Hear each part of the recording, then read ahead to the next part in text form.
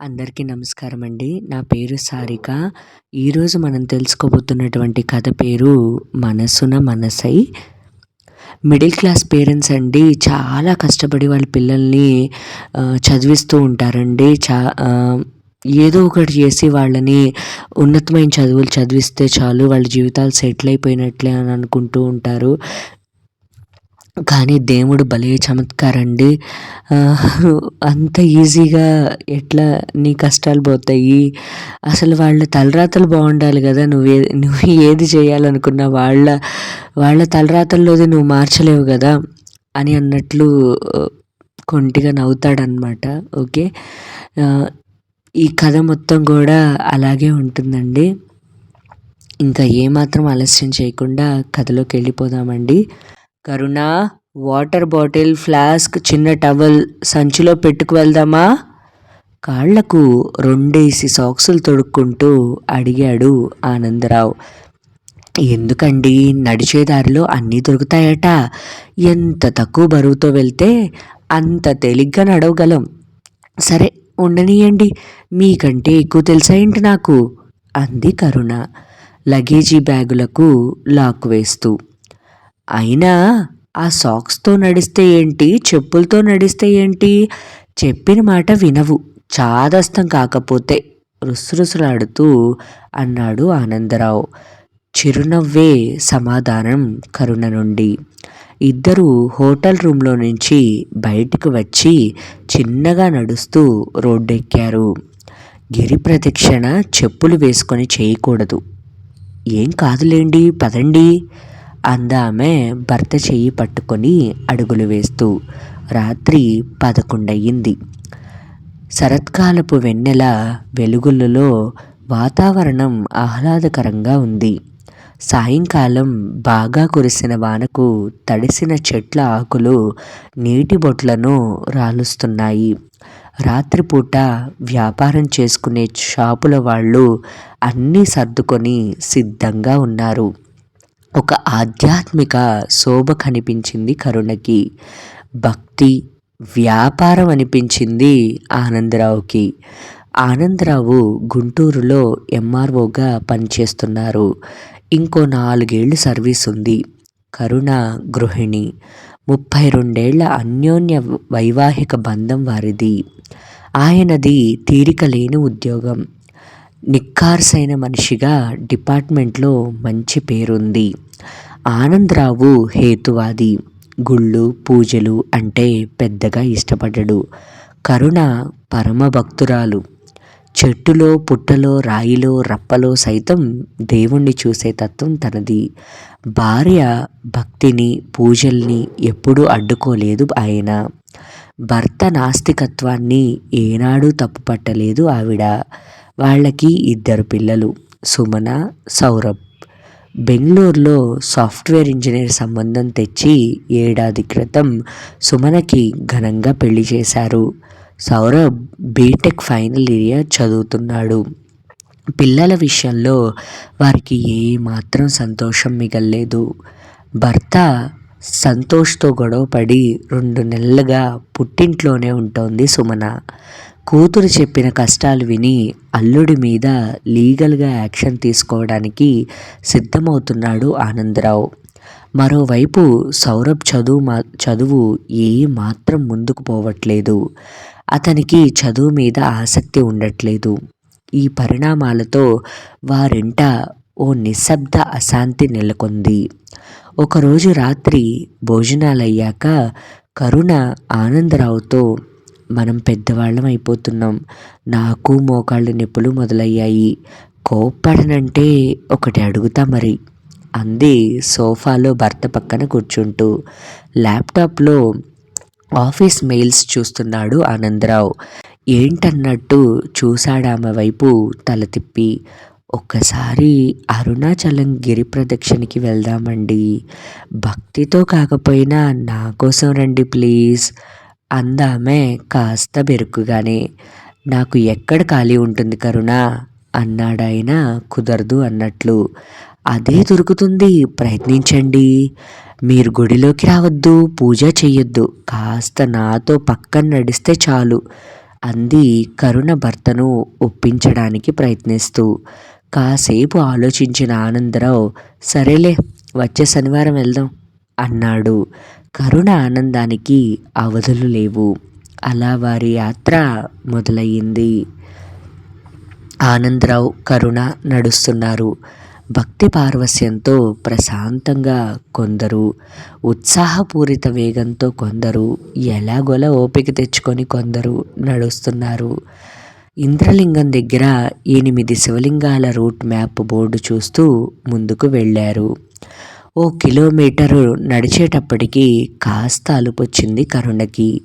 గమనించిన ఆనందరావు, కరుణ కాసేపు ఆ బెంచి మీద కూర్చుందాం పదా అన్నాడు. ఇద్దరూ రోడ్డు పక్కన ఉన్న బెంచి పైన కూర్చున్నారు. పిల్లలు కూడా ఉంటే బాగుండేది కదండి అందామె అరికాళ్లను ఒత్తుకుంటూ. ఏం పిల్లలే కరుణ, సుఖం సంతోషం లేని పిల్లలు అంటూ బరువుగా నిట్టూర్చాడు ఆనందరావు. ఈ అరుణాచలంలో గిరి ప్రదక్షిణ చేస్తే సమస్యలు తీరిపోతాయట అందామె నవ్వుతూ. చిరాగ్గా చూశాడు ఆయన ఆవిడ వైపు. అందుకే లాక్కొచ్చావా నన్ను అన్నాడు. కాసేపు నిశ్శబ్దం. ఎంతో ఇష్టపడి ఘనంగా పెళ్లి చేశాం. పిల్లని నాన్న కష్టాలు పెట్టాడు పాపాత్ముడు. వాడి లోపల వేయించి మక్కెలెరగదీస్తాను చూడు అన్నాడు కాస్త ఆవేశంగా. రాక రాక గుడికి వచ్చాం. ఈ 2 రోజులు అన్నీ మర్చిపోయి ప్రశాంతంగా ఉండండి ప్లీజ్ అంది భర్తని శాంతపరుస్తూ. రాత్రి 12 దాటింది. రోడ్డుకి 2 వైపులా దీపాల కాంతిలో ఓ ప్రశాంత ఆధ్యాత్మిక చైతన్యం కనిపిస్తోంది నడుస్తున్న వారిలో. నైరుతి లింగానికి సమీపంలోకి వచ్చాక కరుణ టీ తాగుదామా అని అడిగాడు ఆనందరావు. నేనే అడుగుదామనుకుంటున్నా, అక్కడ టీ స్టాల్ ఉంది పదండి అందామా. కూర్చోండి సారు అంటూ 2 ప్లాస్టిక్ స్టూల్స్ చూపించింది టీ స్టాల్లోని మహిళ. 30 ఏళ్ళు ఉంటాయి అటు ఇటు. తెలుగువాళ్ళ మీరు సంతోషంగా అడిగింది కరుణ. అవునమ్మా, ఇక్కడ షాపులు నడిపే వాళ్ళలో సగం మంది తెలుగాళ్లే అందామే గాజు గ్లాసులు వేడి నీళ్లలో కడుగుతూ. చక్కెర తక్కువగా వేసి 2 మంచి టీ పెట్టు. ఏం పేరు నీది అంటూ అడిగాడు ఆనందరావు. లక్ష్మీ సారు, బిస్కెట్లు ఏమన్నా ఇవ్వమంటారా అందామా. ఏం వద్దు, టీ చాలు. ఒక్కదానివే నడుపుతున్నావా షాప్ని అడిగాడు ఆయన. లేదండి, ఇదిగో షాపు లోపల నిద్రపోతున్నాడు మా ఆయన. సాయంకాలం అంతా గొడవాడి తాగొచ్చి పడుకున్నాడు అంది నిష్ఠూరంగా. ఆనందరావుకి కోపం వచ్చింది.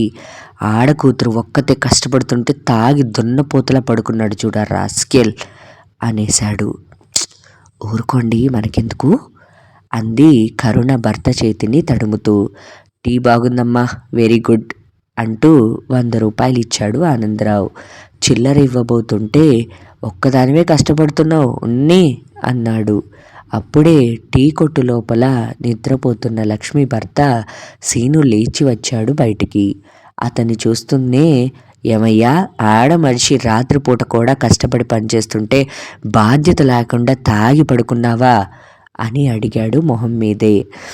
ఈరోజేనండి నేను తాగి పడుకుంది. అసలు రోజు రాత్రిళ్ళు కొట్టు నడిపేది నేనే అన్నాడు అతను. ఆనందరావు ఒకంత ఆశ్చర్యంగా చూశాడు కరుణ వైపు. ఎందుకని అంటూ కొనసాగించాడు.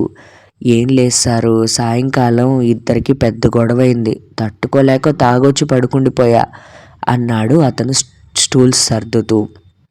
ఊరు కాని ఊరొచ్చారు, కష్టపడి పనిచేస్తున్నారు, తాగే అలవాటు తప్పు కదా అంది కరుణ పెద్దరికంగా. లేదమ్మా, ఎప్పుడో కానీ తాగను. పొద్దున మా అమ్మ నాన్న వచ్చారు ఊరు నుండి. నేను ఇంట్లో లేను.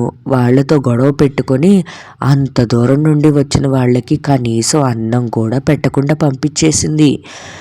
కళ్ళమ్మట నీళ్లు పెట్టుకొని వెళ్ళారట. పక్కింటోళ్ళు చెప్పారు. ఇది చేసింది కరెక్టేనా, మీరే చెప్పండి అన్నాడు అతను బాధపడుతూ. కరుణకి నోట మాట రాలేదు. లక్ష్మి వైపు చూసింది ఏంటి అన్నట్టు. ఏదో మాట మాట పెరిగింది అమ్మగారు అంటూ తలదించుకొని నసిగింది లక్ష్మి.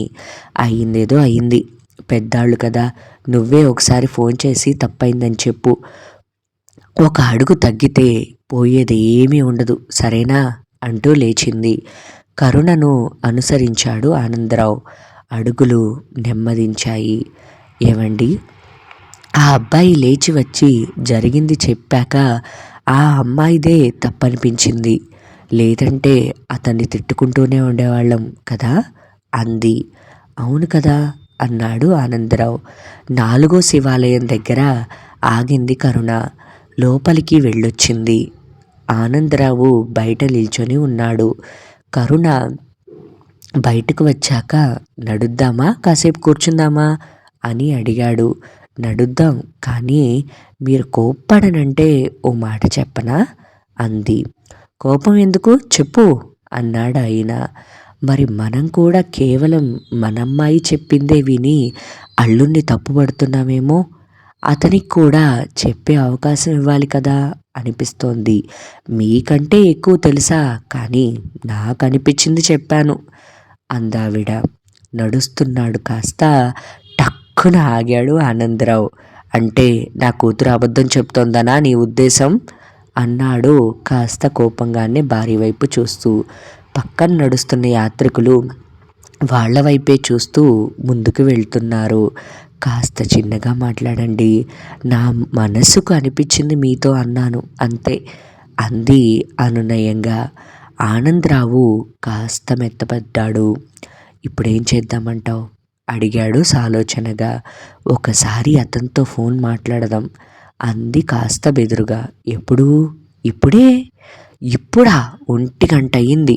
మనలా కాదు ఈ పిల్లలు, వాళ్ళు పడుకునేది ఈ టైంలోనే. భర్తను ఒప్పించడానికి ప్రయత్నిస్తోంది కరుణ. మౌనంగా ముందుకు నడిచాడు ఆనందరావు. కొద్దిసేపు అయిన తర్వాత నెమ్మదిగా జేబులోంచి ఫోన్ తీసి అల్లుడికి ఫోన్ చేశాడు.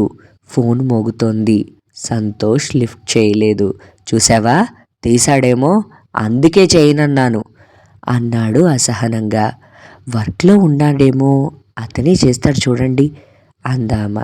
5 నిమిషాలు అయ్యాక ఆనందరావు ఫోన్ మోగింది. కరుణ మొహం వెలిగిపోయింది. అల్లుడు చేశాడనుకుంటా, చూడండి అంది.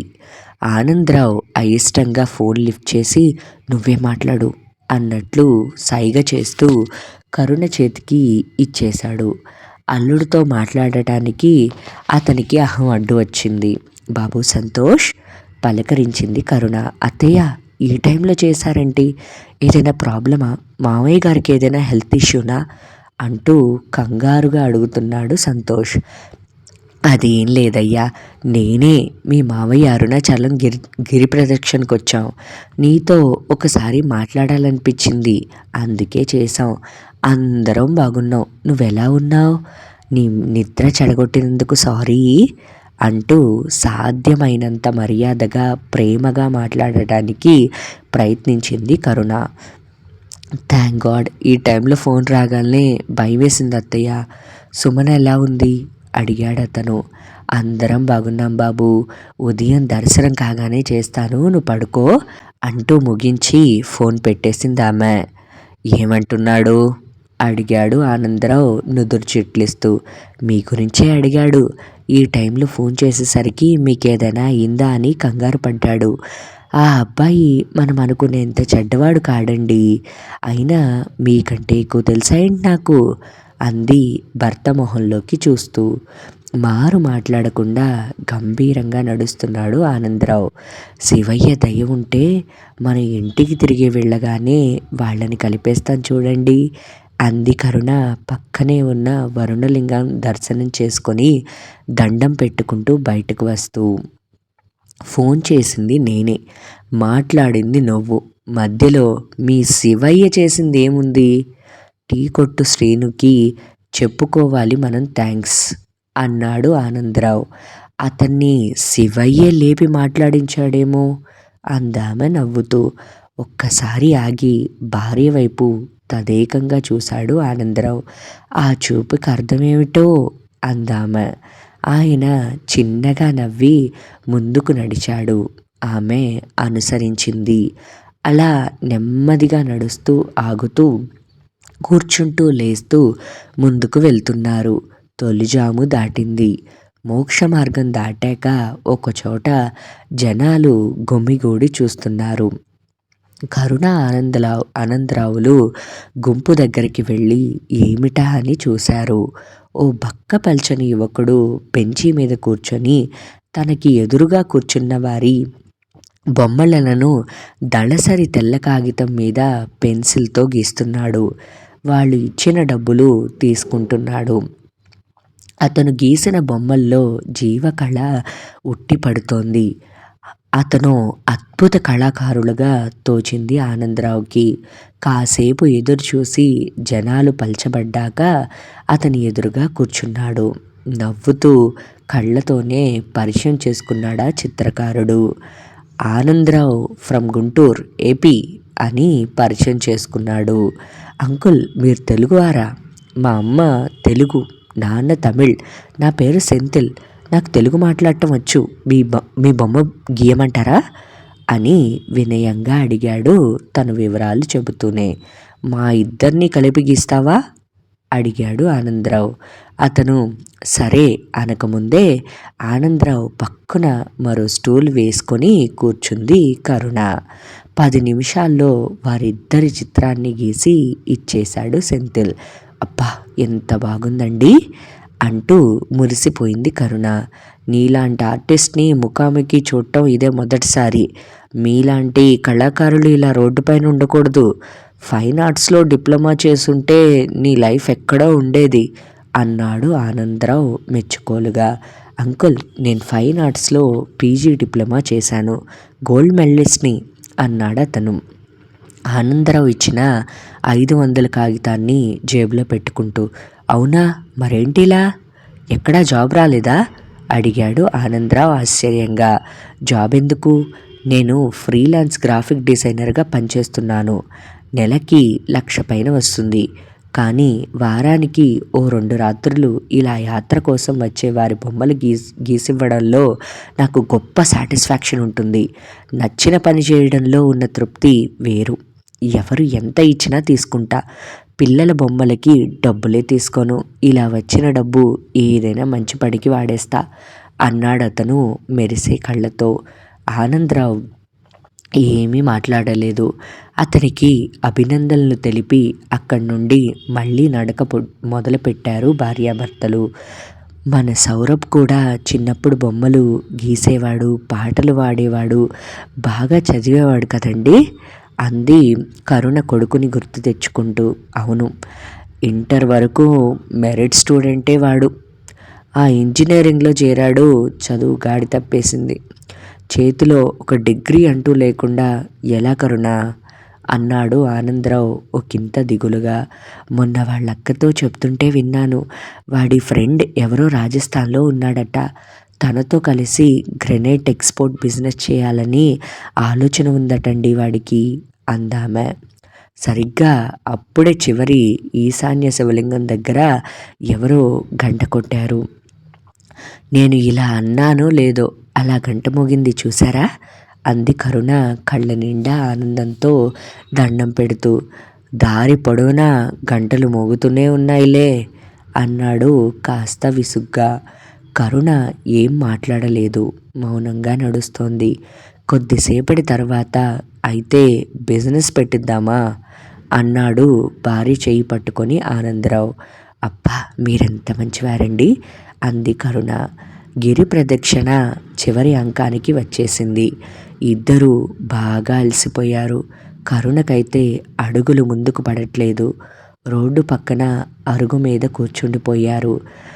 నా వల్ల కావట్లేదండి, పూర్తి చేయలేనేమో అంటూ బాధపడిపోయింది కరుణ.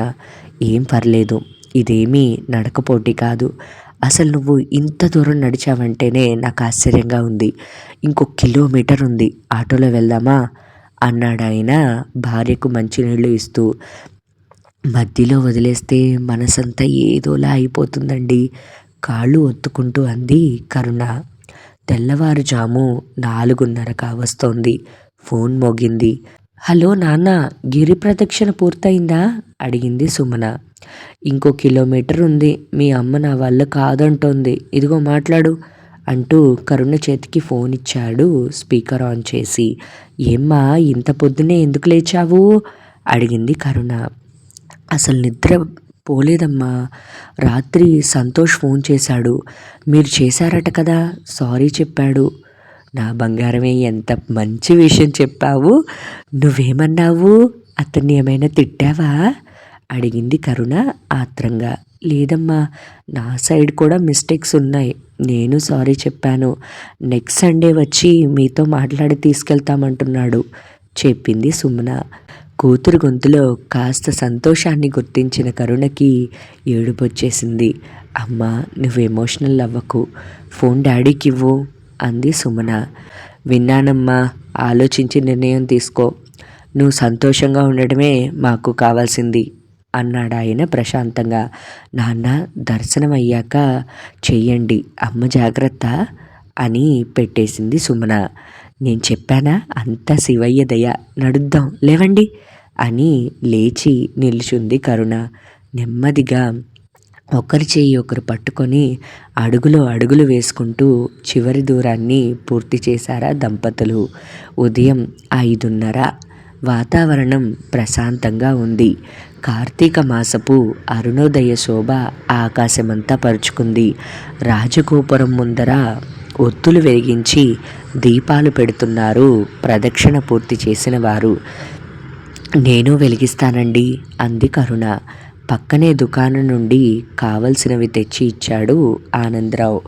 కరుణ చేతులు వణుకుతున్నాయి. అగ్గిపుల్లలు చల్లగాలికి ఆరిపోతున్నాయి. ఆమె దీపం వెలిగించలేకపోతోంది. అలా కాదు, నువ్వు చేతులు అడ్డం పెట్టు, చెప్తాను అంటూ అగ్గిపెట్టె తీసుకున్నాడు ఆయన. ఆమె అరిచేతులు 2 అడ్డం పెట్టింది. ఆయన 2 పుల్లలు తీసి ఒకేసారి గీసి టక్కున వెలిగించాడు. కరుణ మనస్సు ఉప్పొంగిపోయింది. ఏమండి, మీరు గుడి ముందర దీపం పెట్టారు అందామె కళ్ళ వెంట జలజల ఆనంద బాష్పాలు రాలుతుండగా. లేదు, నేను నీకు సహాయం చేశానంతే అన్నాడు ఆనందరావు స్థిరంగా. ఆమె జ్యోతిని కళ్ళకు అద్దుకుంది ప్రశాంతంగా. ఒక్క రాత్రిలో పిల్లల కష్టాలన్నీ తేలిపోయాయి. దేవుడున్నాడు. అయినా మీకంటే ఎక్కువ తెలుసా నాకు. ఆమె గొంతు జీరపోయింది. ఏడవకు. బయట ప్రపంచంలో తిరుగుతూ ఇంట్లో సమస్యలకు మూలాలు తెలుసుకోలేకపోయాను నేను. 4 గోడల మధ్య ఉంటూనే ప్రపంచాన్ని చదివేశావు నువ్వు. నాకంటే నీకే ఎక్కువ తెలుసు అంటూ ఆమె భుజం తట్టాడు ఆనందరావు. గిరి ప్రదక్షిణ ఫలితంగా సమస్యలు తేలిపోయాయని బలంగా అనుకుందామా. సమాజంలో మనుషుల పోకడని దగ్గరగా చూడటం వల్ల ఇంట్లో సమస్యలకు పరిష్కారం దొరికింది అనుకున్నాడు ఆయన. ఆమె మనస్సులో ఏముందో ఆయనకు తెలుసు. ఆయన మనస్సులో ఏమనుకుంటున్నాడో ఆమెకి తెలుసు. ఆకాశం 4 చినుకులు రాల్చి అక్షింతలు చల్లింది వారిపైన. ఇంతేనండి కథ. కథ వింటున్న అనుక్షణం కూడా ఏమవుతుంది అని అనిపించింది కదండి. భార్యాభర్తలు అంటే ఇలాగే ఉంటారు, సౌత్ పోల్ నార్త్ పోల్ లాగా. కానీ ఒక్క చోట అయితే ఇద్దరు కూడా రాజీ పడుతూ అట్లా వెళ్తూ ఉండాలన్నమాట. చాలా బాగా అనిపించింది కదా కథ మొత్తం కూడా. నాకైతే చాలా బాగుందండి. ఇప్పటి వరకు కథ మొత్తం విన్న వారికి నా ధన్యవాదాలండి. ఇలాంటి మంచి మంచి కథల కోసం మన ఛానల్ని సబ్స్క్రైబ్ చేసుకోండి. పోయిన వారం కథ రాలేదు, కొంచెం బిజీగా ఉన్నానన్నమాట. ఇక నుండి ప్రతి ఆదివారం కూడా మీకు కథలు వస్తూనే ఉంటాయండి. అలాగే ఈ కథను మీ బంధుమిత్రులకు, మీ శ్రేయోభిలాషులకు షేర్ చేయండి. Okay, thank you all.